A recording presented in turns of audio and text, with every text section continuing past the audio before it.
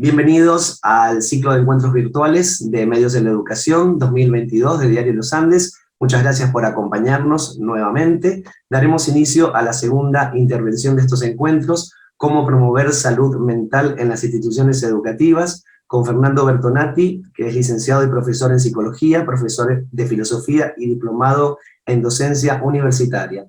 Tenemos abierto el chat para que ustedes manifiesten sus inquietudes mientras se desarrolla la intervención de Fernando. También les hemos compartido la nota que se publicó esta semana y el enlace a nuestro canal de YouTube para que ustedes puedan ver los encuentros anteriores. Ya está Fernando con nosotros. Buenas tardes, Fernando, ¿cómo estás? Bienvenido y muchas gracias por acompañarnos. Muchas gracias, te decía, por la invitación, por ser siempre tan atento y por preocuparte por este tema, también al grupo del Diario Los Andes, porque viene apostando, según me contaba, 35 años preocupados por la educación. Me parece un tiempo sumamente interesante.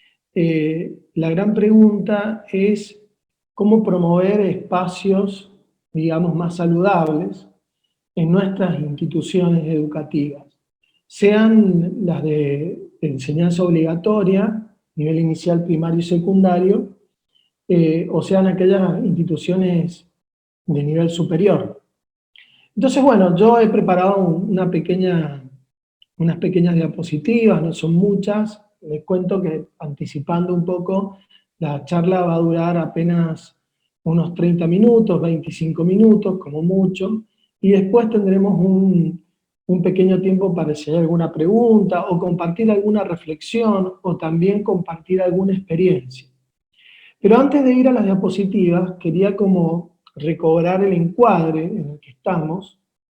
Las instituciones educativas han cambiado porque los que hemos cambiado somos nosotros, los sujetos, las personas, los hombres, las mujeres, los niños, los adolescentes.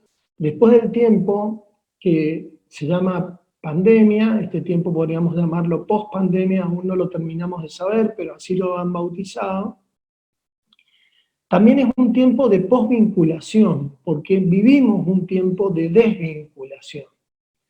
Esta palabra, vincularse, establecer un lazo, el psicoanálisis habla de hacer un lazo con el otro, en un sentido sumamente interesante, porque el otro puede ser otra persona, la música, el arte, la educación. Vincularse es generar un espacio de encuentro con el otro. Pero el tema es que nuestras instituciones cambiaron.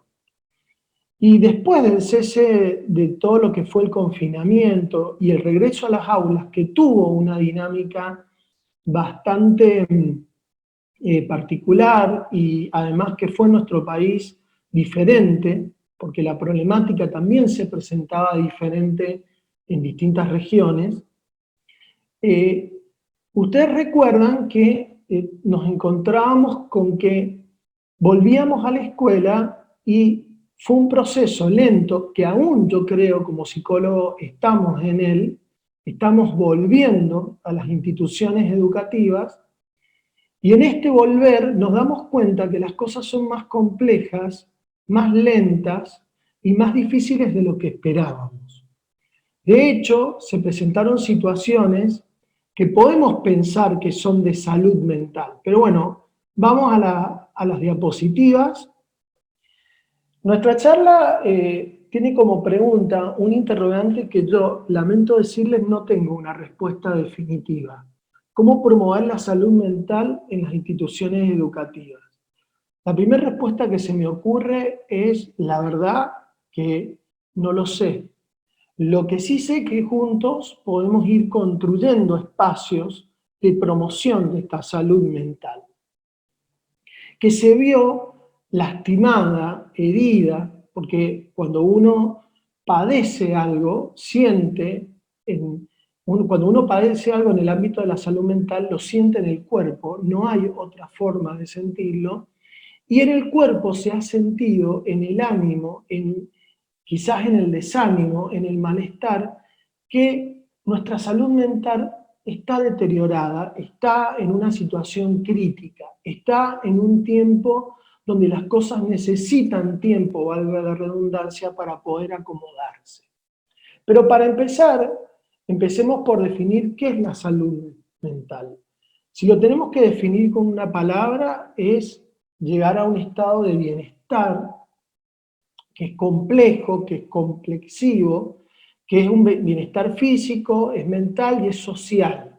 Por eso en las entrevistas psicológicas, cuando uno por primera vez ve a un paciente, lo primero que indaga es cómo ese paciente está físicamente, mentalmente y también socialmente en el mundo laboral, en el mundo social, en el mundo familiar, en el mundo de amigos. Y no tiene que ver con una negación, no tiene que ver con que aquí no hay enfermedad, sino que tiene que haber un equilibrio. Ni siquiera este bienestar mental, este bienestar psíquico que buscamos desde la salud mental, es una situación que llegamos completa, donde podemos decir, lo logré, alcancé un estado de bienestar como el que se debe tener, porque no existe eso, existe un equilibrio en un camino que está atravesado por tensiones. Ustedes háganse esta imagen de alguien que tiene que caminar por un precipicio. Esa es la vida humana, es caminar por el filo de un precipicio que por un lado está el misterio de lo que uno es y de todo lo que le pasa, y está ese lugar tan complejo que somos nosotros, y para el otro lado de ese precipicio está el mundo que nos rodea, el mundo en general, el otro, lo que llamamos en psicología el otro. Mantener ese equilibrio y poder vivir la vida, poder gozarla, poder desempeñarme en las distintas edades, en los distintos tiempos de desarrollo, sea la niñez, desde la primera infancia en adelante, sea en la adolescencia o en la vida joven o adulta, mantener un estado de equilibrio donde yo puedo decir, como una película de Woody Allen, que la cosa funciona, que las cosas se dan, que yo puedo de alguna manera vivir. A eso le llamamos bienestar, poéticamente se le llama, o filosóficamente, felicidad, que como decía Borges, son momentos, tiene que ver con instantes, ¿no? El equilibrio es lo constante y siempre estamos en tensión. Por eso este bienestar no es un logro, no es un objetivo. Y por eso cuando estábamos por empezar la charla, decíamos con Alejandro, qué raro es encontrar una institución que diga, aquí no pasa nada, aquí está todo bien. Sería una institución que tenemos que poner entre signos de preguntas, porque el bienestar en el ser humano nunca es estable y en las instituciones menos. Hay un autor que dice, las instituciones nos duelen, un autor de la psicología, las instituciones nos duelen y le duelen al sujeto, porque el sujeto nunca está completo. Este equilibrio se va enfrentando a las distintas dificultades que la vida presenta. El mantener ese equilibrio es el bienestar. Esa es la definición a la cual quería llegar. Pero esto no quiere decir que no haya conflicto. Todo lo contrario. La constitución del psiquismo está atravesada por un conflicto. Porque para ser un sujeto hay que elegir. Miren qué interesante este aspecto. Para poder vivir hay que elegir vivir. Esto que se hace de un modo inconsciente, después, a lo largo de la vida, presenta situaciones donde se vuelve exigente. Hay que elegirla a la vida. Parece una obviedad, no lo es. Hay que elegir vivir. Pero vivir supone enfrentar conflictos y aquí, digamos, es fundamental, retrocedo un segundo, es fundamental porque hay un mito instalado en las personas. Primero, vivir sin conflicto, en un bienestar total. Esto aparece en las redes sociales permanentemente. Aquellos que encontraron la felicidad permanente en viajar, o en el dinero, o en negocios de las criptomonedas que dan de todo, todas promesas de algo que no existe. No existe un bienestar total, no existe nadie en el mundo que se sienta permanentemente bien. Lo traduzco de esta manera. Con los conflictos, o frente a los conflictos, lo primero que tenemos que pensar es en reconocerlos, lo segundo es en enfrentarlos, abordarlos, se dice en psicología, y algunos se podrán resolver y otros no. Hay que aprender a convivir con aquellas cosas que en la vida no se pueden resolver. Entonces, ¿cómo llevamos esto a las instituciones educativas? Porque empezamos en las instituciones educativas a vivir con un conflicto que es el regreso después de un proceso agresivo de desvinculación, de dolor, de pérdida, porque la pandemia se llevó mucho.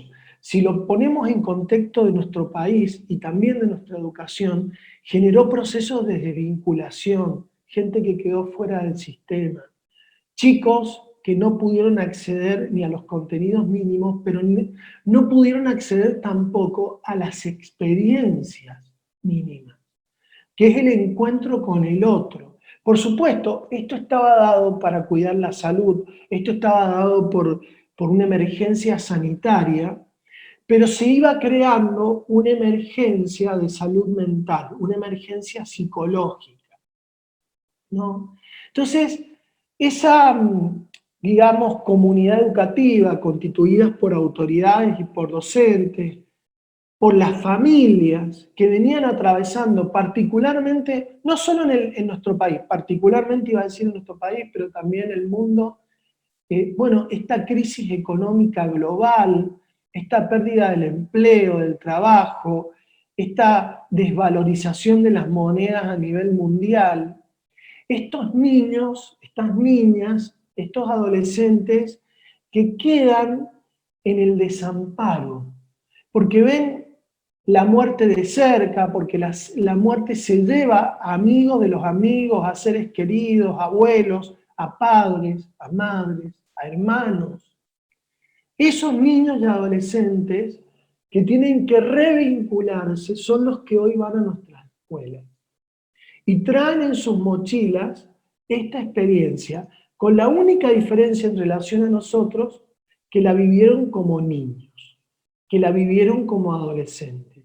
En algunos aspectos está bueno, porque los niños y adolescentes, los niños sobre todo, y un poco los adolescentes están en el terreno del juego, sobre todo los niños y las niñas, entonces pueden ir saliendo de esta situación de una manera diferente. ¿Se acuerdan de la película La vida es bella? Un poco lo que hacía era mostrar una situación horrenda que un padre hacía aparecer a su hijo como un juego.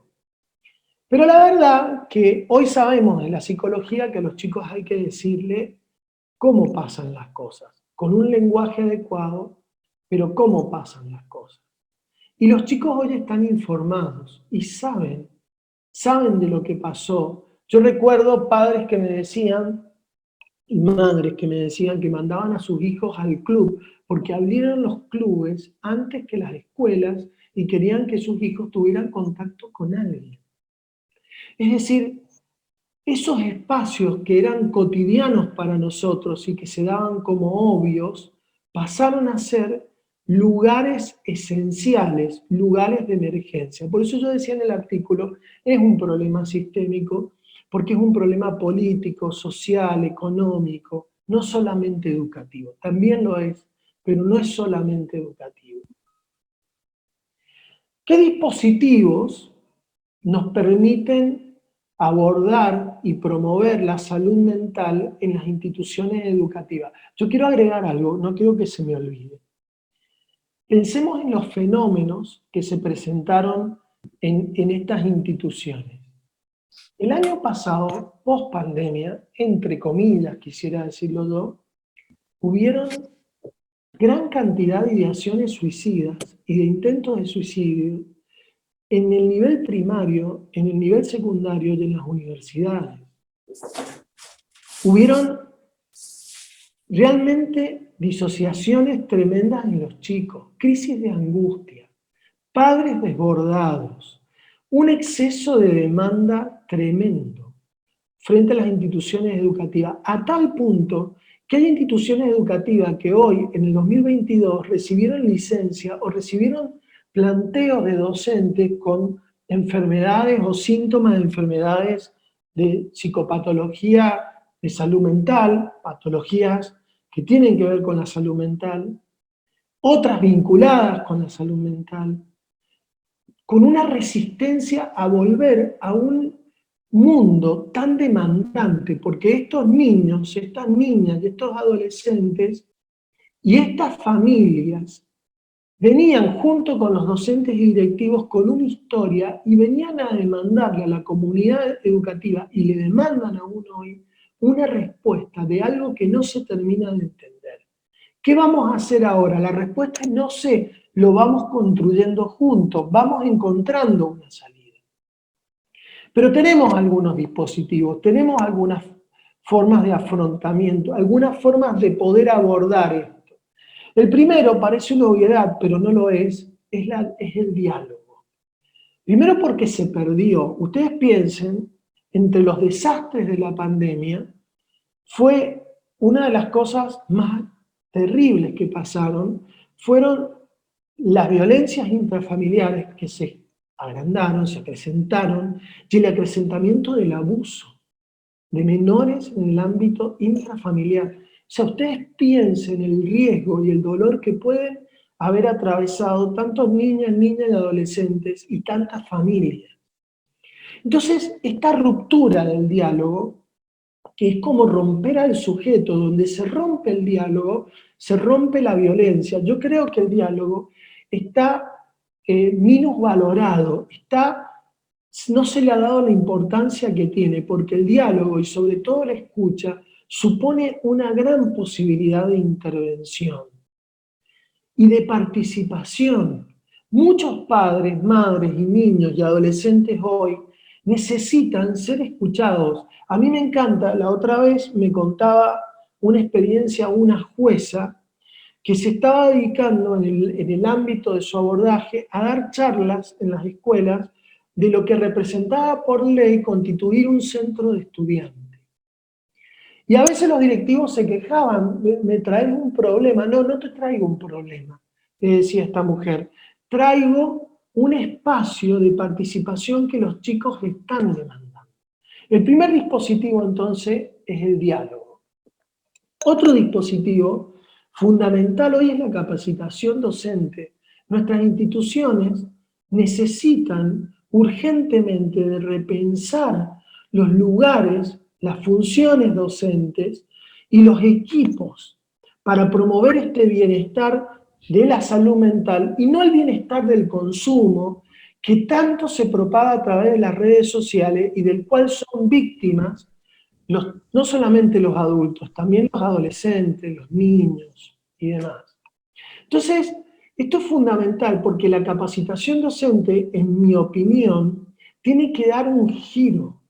Tiene que dar un giro donde, en primer lugar, nuestras instituciones, y esto es un poco, si quieren tomarlo como un reclamo, lo tomamos como un reclamo, vale la pena decirlo, tiene que ser parte de la planta docente los equipos interdisciplinares con profesionales que tengan los recursos y los elementos, al menos mínimos, porque sabemos las dificultades que implica esto, pero son hoy una necesidad para abordar una situación que es compleja. O sea, una paciente directora de una escuela de nivel inicial me decía, y me pareció muy sabio y muy interesante lo que me compartía, me animo a decirlo acá porque no revelo quién es, pero me decía, este tiempo de adaptación en el nivel inicial fue muy diferente a otros años, porque yo sabía que detrás de esos niños y esas familias iban a necesitar más tiempo porque habían muertes, habían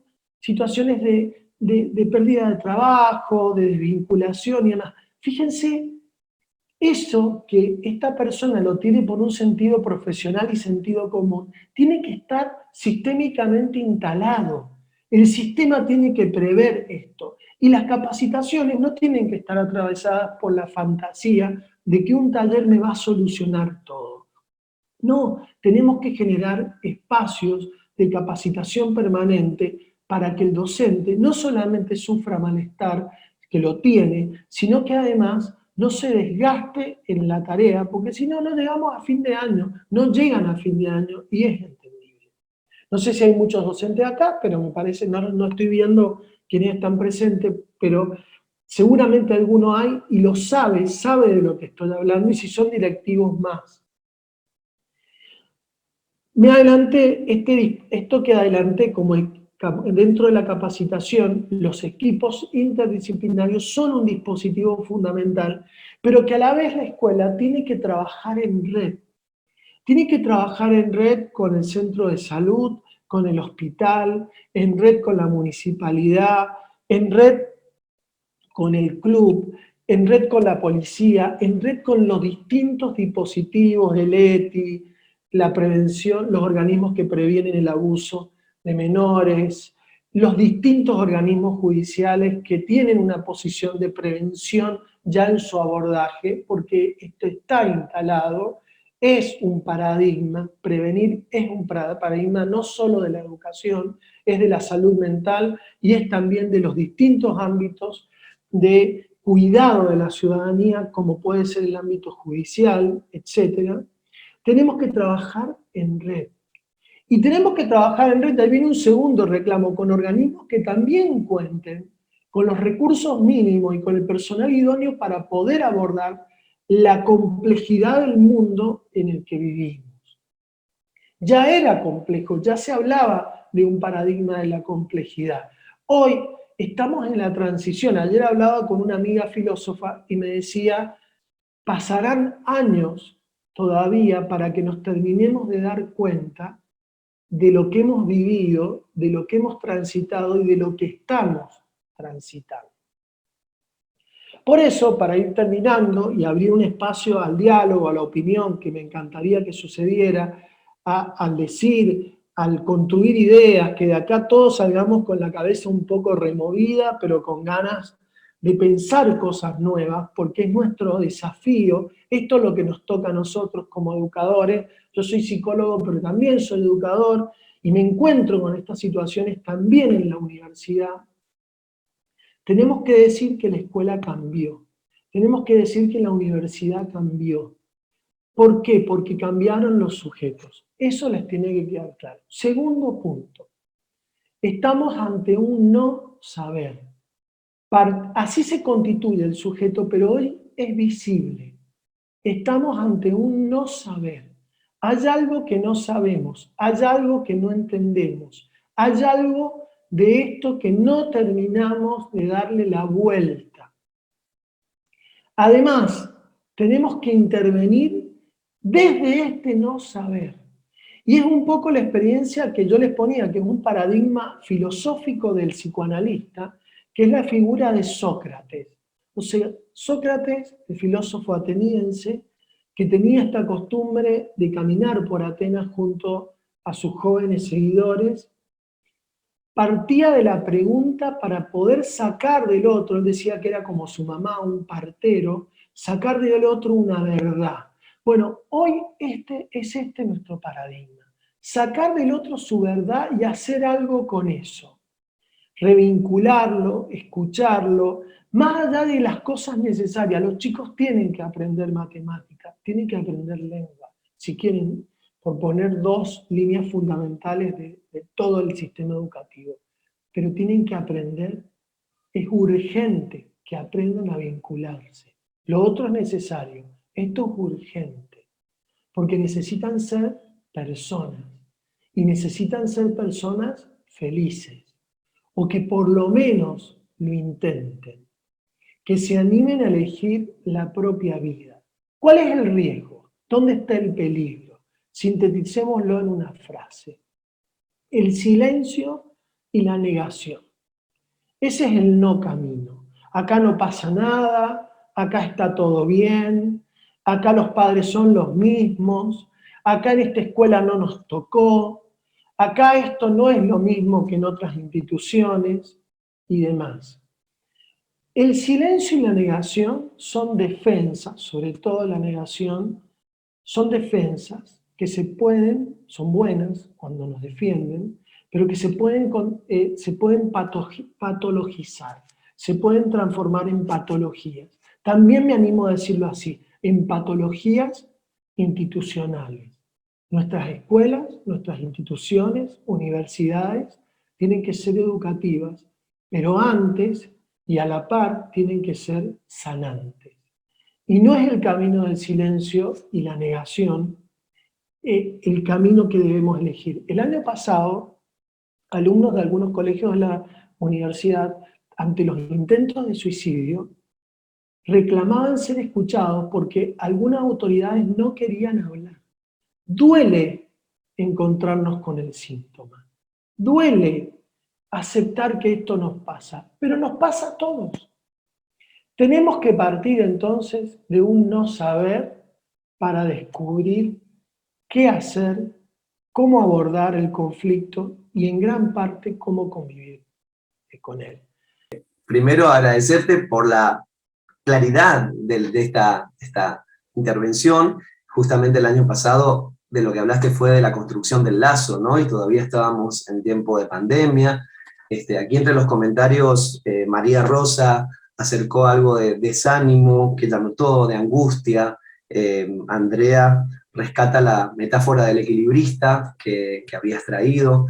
Y sobre todo ver este tema que por ahí lo conversamos antes de iniciar hoy esta intervención, que es la vivencia de esta pandemia en las instituciones educativas como si no hubiera pasado nada, retroceder todo a 2019 y arrancar desde ahí evitando todo tipo de manifestación, ya sea física o de conflicto que pudiera aparecer a partir de todos los emergentes, porque hay instituciones que han podido hacerle frente, pero hay otras instituciones que dan la espalda por una cuestión más burocrática, que es el mismo sistema, ¿no? El mismo sistema, la burocratización de la realidad, con una historia que tuvimos tremenda y que afectó a todo el mundo. No fue una cuestión que afectó a nuestra escuela solamente, o a nuestro departamento, o a nuestra provincia, ¿no?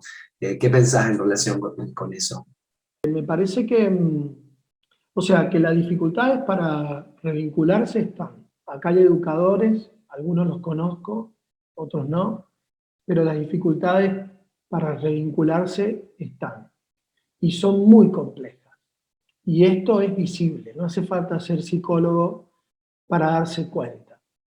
Incluso no hace falta ser educador, los padres se dan cuenta. Y muchas veces los padres se acercan con el síntoma, con la angustia. O sea, no sé qué hacer, no sé cómo hacer. Está bien, nos piden cosas que a veces no tenemos. Por eso parto de un no saber, nos piden tips, digamos, nos piden una lista o nos piden protocolos. Yo te decía antes de empezar la charla, los protocolos no protocolizan la resolución de un conflicto. Los protocolos marcan un camino formal de cómo abordar algo. Pero ahí empieza el arte de educar y de abordar a la otra persona que me trae su vida y que está bueno. Yo le decía hace poco, decían unas personas que trabajaban en educación, en directivos, que cada vez llegaban más demandas a las escuelas y yo preguntaba, bueno, ¿a dónde si no van a llegar?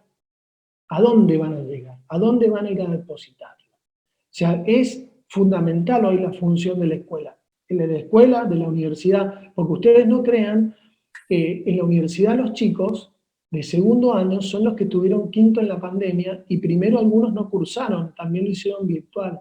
Entonces, este año es la primera vez que se están vinculando físicamente y a veces ellos mismos dicen, es la primera vez que rindo un examen, no sé cómo estudiar esto, no sé cómo manejarme y demás. Entonces lo que te respondo es lo siguiente, la dificultad es real, es compleja, nos va a llevar mucho tiempo, creo que tenemos que estudiar, tenemos que sentarnos, tenemos que pensar la gestión, tenemos que pensar la tarea en el aula, la tarea en los distintos espacios, y también las familias. Las familias tienen que sentarse y repreguntarse, porque además vivimos en una Argentina que es compleja, que no es Mendoza una excepción, digamos.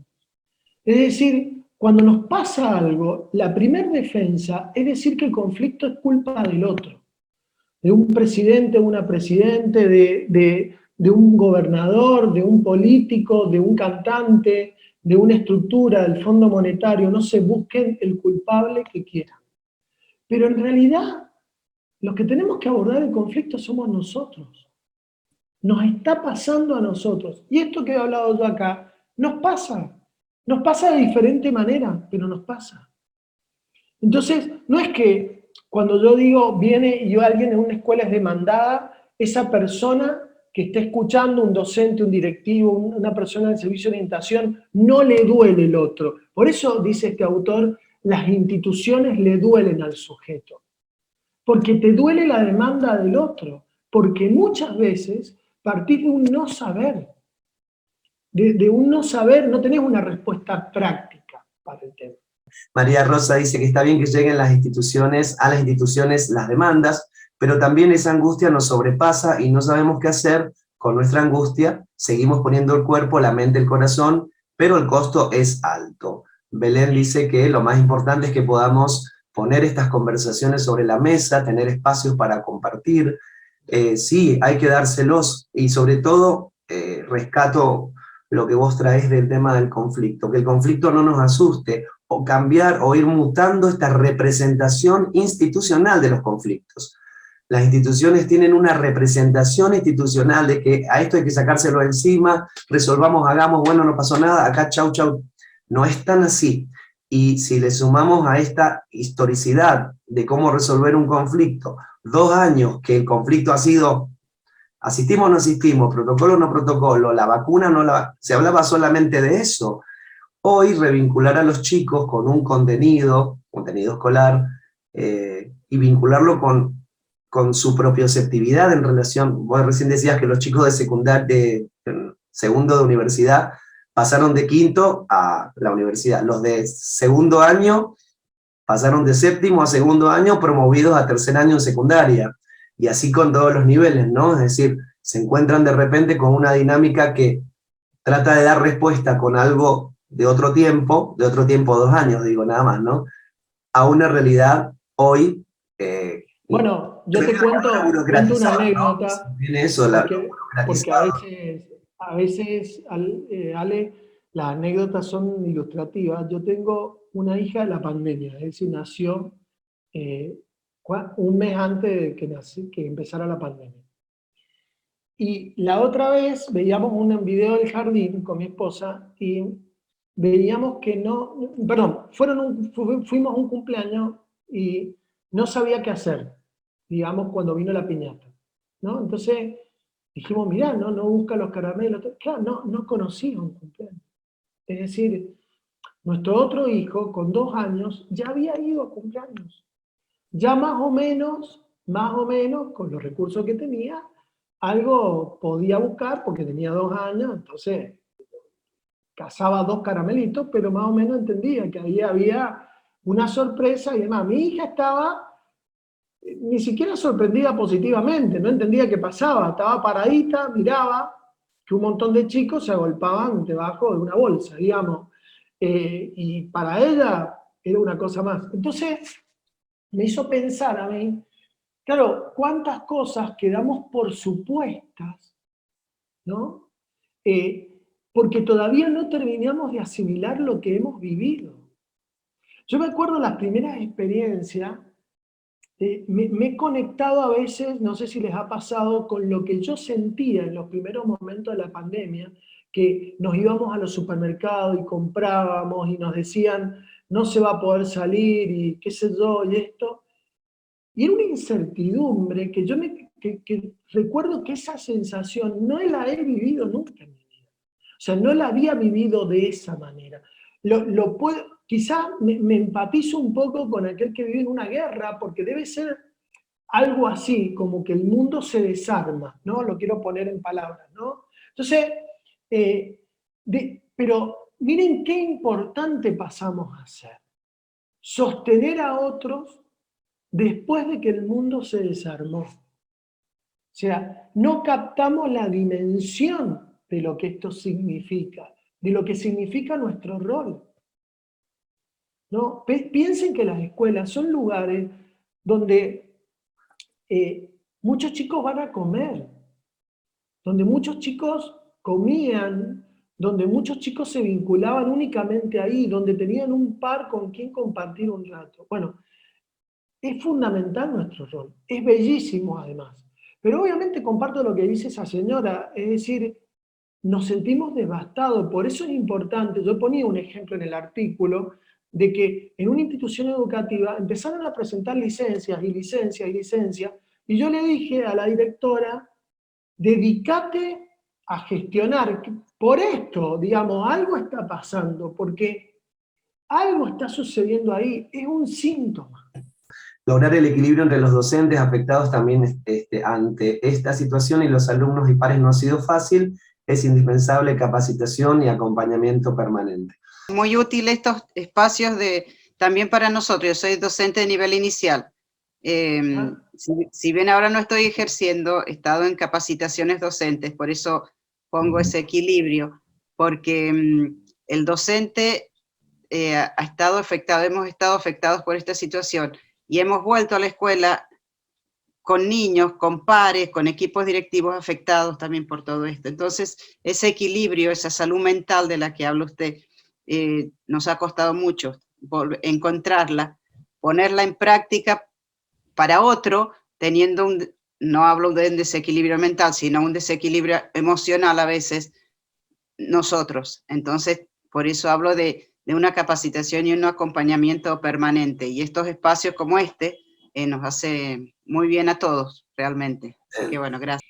Yo creo que la pandemia, obviamente, hizo estragos en muchas cosas.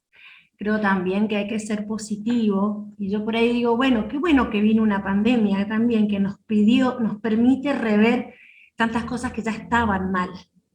Por ejemplo, el saber. La escuela es ese lugar donde todo lo sabe. La escuela es ese lugar sabiondo, ¿viste? Como decir, lo sabe todo, es la boca que todo lo sabe, que te devora en saber. Yo digo, bueno, pero qué bueno poder pensar en una escuela hoy que en vez de ser una boca grande, pueda ser una oreja grande, y aprenda a escuchar.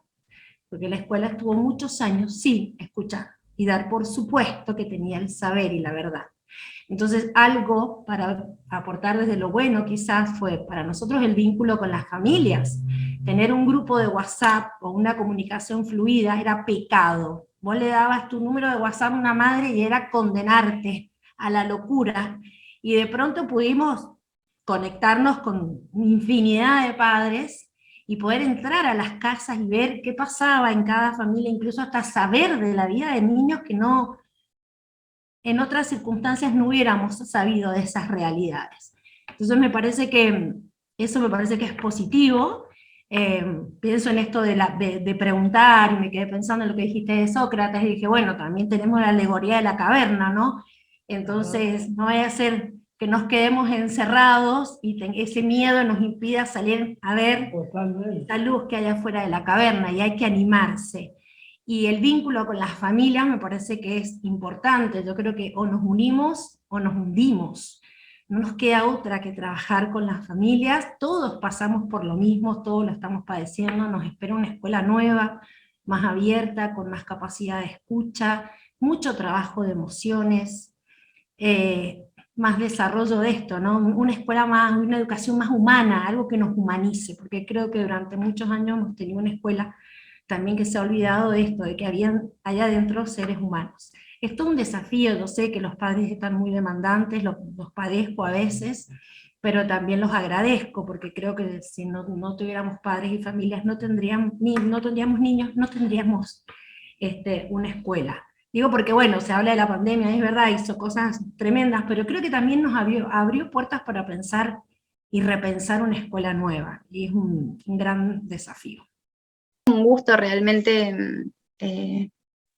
estar, no sé si presencial, porque no es presencial, pero compartir este espacio con ustedes. Creo que es súper importante encontrarnos, reflexionar, escucharnos, como ya dijeron, Y justamente son las demandas que planteamos en la escuela en la última reunión de personal, como que nos desconocimos, si bien tenemos una planta funcional bastante estable, y lo que proponíamos es justamente esto, espacios de encuentro, una hora semanal con estudiantes para hablar de lo que necesiten, sin nuestra intervención adulta de, hoy vamos a hablar sobre, no, ¿qué necesitan contar hoy? O pequeñas cositas, digo, no esperar que venga una capacitación del gobierno porque no sabemos cuándo va a venir. Entonces ya hoy podemos resolver. Yo también soy profe de yoga, aunque no lo ejerzo, pero cuando empezamos la jornada, les comparto esto por si les sirve, nos estiramos el cuerpo y nos detenemos, cerramos los ojos y reflexionamos sobre cómo nos sentimos ahora.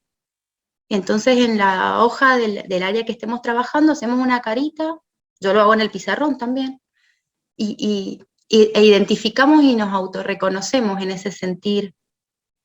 Y creo que está buenísimo este parar, para reparar, que nos vino obligado con la pandemia, pero seguir trabajando con esto como el hábito para no llegar a que esto nos vuelva a suceder, a nivel personal o a nivel mundial, ¿no?